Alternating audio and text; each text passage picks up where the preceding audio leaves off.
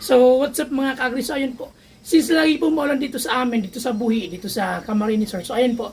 Magbibigay po ako ng prevention at the same time, bacteria flushing po sa aking mga manok dito sa aking backyard farm. So, ang gagamitin po natin pang prevention at bacteria flushing ay Primoxil powder. So, meron po itong amoxicillin trihydrate, tylosin titrate at paracetamol. So, ang amoxicillin at tylosin po ay mabisang pagtanggal ng mga bacteria at ang paracetamol naman po ay pagtanggal po ng lagnat at sakit ng katawan ng ating mga manok. At ano po ba ang mga sakit na nagagamot ng ating Primoxil powder? So ito po nakalagay, gamot sa halak, pisik, sipon, sugat, lagnat, bacterial flushing na gagawin natin ngayon, malaria, bulutong, coryza, foul cholera at laway-laway.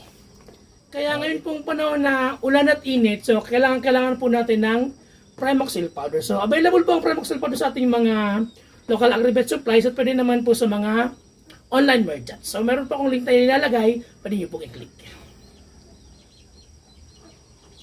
So para naman po ng paggamit, kapag po bacterial flushing, magbigay lamang po tayo ng 5 grams per 2 liters for 3 days.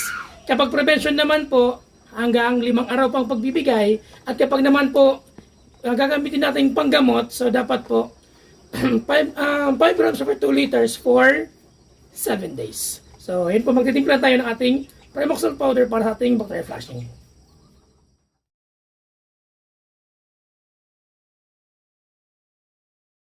So, ayun mga kagribuhin po tayo ng Primoxil powder. Dahil sa Primoxil, isilangan ang sakit. At syempre gumagamit po tayo ng mga produkto ng Battlecac. Dahil sa Battlecac, lagi kang lamang.